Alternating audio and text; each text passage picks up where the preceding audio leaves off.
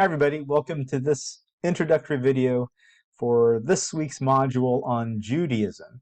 And in a broader sense, it's really the introductory module for the Abrahamic religions, and you'll get a better sense for what that means soon. So there are three terms I'd like you to have a familiarity with before you start delving into the material. The first word is the word sin. So what comes to mind when you think of that word? Is it possibly, bad behavior or being a bad person? When we take a look at the original Hebrew, the word sin meant to miss the goal or miss the mark. You can think about throwing a stone and trying to aim at someplace. If you missed the target, we'd say you sinned.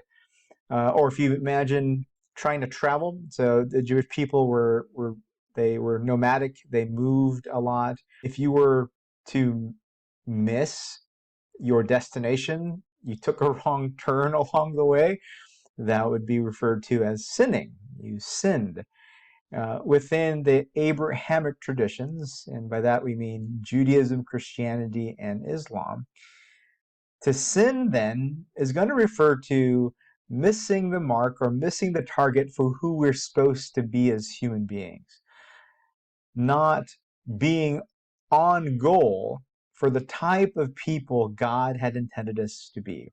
The second term, and oh, by the way, think about that for a second. If that is the origin of the word sin, how might that change how you thought about the term in the past? And the same thing might go for the term holy. So that's the second term I'd like you to think about, is the word holy. When we take a look at the use of the term, the meaning of the term, again, back to the original Hebrew, the original language of the Jewish tradition, to be holy means to set apart. You can imagine being within the group of ordinary, normal people, and to become holy is to be set apart from that group. Now, in what way would you be set apart? Well, you'd be set apart in the sense that you'd be made more pure. Another way of thinking about purity is to think about health, right? To get rid of impurities is to make something more healthy. It's no wonder then that when we take a look at the English word holy, it shares its roots with the word whole, as in to be complete, right? Without things missing. How might that change the way you think of the word holy as something that is related to being more whole, more complete, more healthy? In particular, when we take a look at the Jewish tradition, there's going to be an emphasis on making oneself more pure when you are in the presence of God. Okay. The third term I'd like you to think about is the term faith.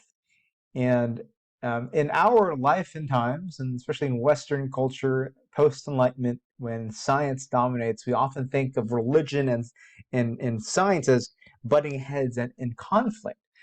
And this is often because we think of faith as believing something without evidence, or believing things that are hard to believe, right? We'll say something like you have to believe it based on faith alone.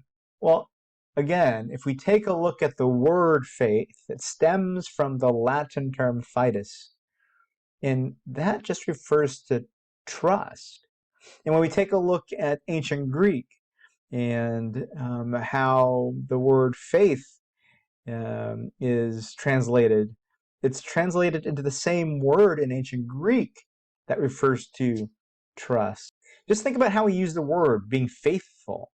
It's a relationship sort of term, isn't it? Like, I am faithful to my partner's faithful to me.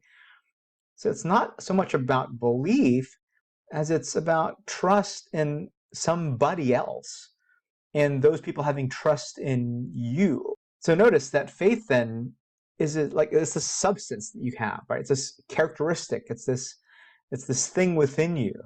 Some people lack it. Some people have it in abundance. It's also kind of an experience, right? When you are venturing out into the unknown, we say things like you took a leap of faith. It's this experience of venturing out despite not knowing. It's this experience of taking a step forward, though you are not aware or you're not certain of where your foot will land. Think about these different ways of looking at faith then. How is this idea of taking a leap of faith related to the idea of trust? And especially the idea of trusting a person. Within the Abrahamic traditions, what's going to be of central importance is God.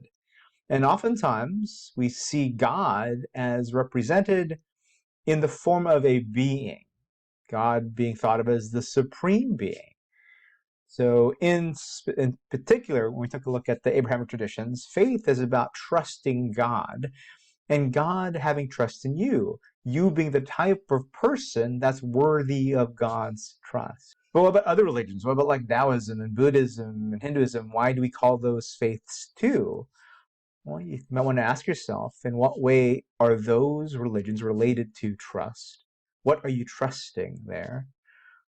And you might want to think about how those religions are related to the idea of taking a leap of faith, of taking a step in a world of uncertainty.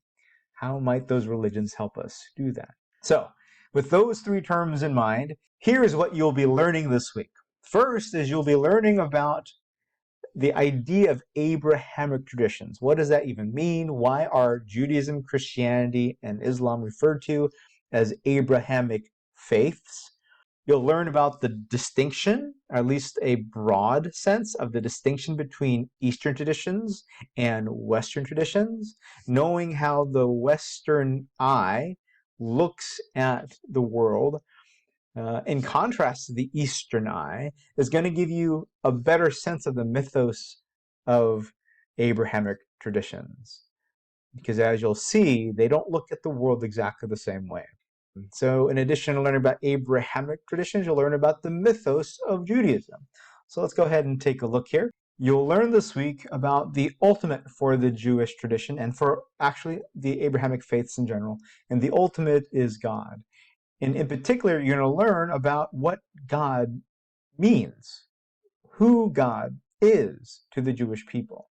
Another way of looking at the ultimate is to see it as the type of life God had intended for us.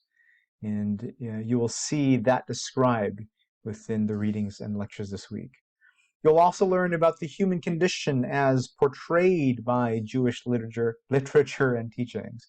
And this human condition seems to be one of missing the mark, where human beings seemingly continually make decisions that go against the type of life God had intended for us. Right? And as a result of doing that, our lives are often full of chaos and disorder and turbulence. So what can we do? According to what you'll learn about this week, is we can follow the way of the Torah. One way to think about what you'll see through the way of the Torah is a means by which we can purify ourselves, make ourselves more holy, to become faithful to God, to become more worthy of God's trust. So what you'll see this week in your readings from the world's religions is Smith talk about Judaism as a religion of meaning makers. That despite the chaos and unpredictability of life and how things go wrong and seemingly there's no explanation for it, no fault of your own, that we survive, that human beings persevere, and in particular we see the Jewish people persevere. So how did they do it? How did they make meaning, find meaning out of such a chaotic world? To get a better sense of that, your Flipgrid assignment for this week is the following. What is an example of a choice you made that may have led to chaos and away from a good life, but you were able to learn from it and grow as a result? Okay? Good luck as you begin your journey through Judaism and the Abrahamic tradition.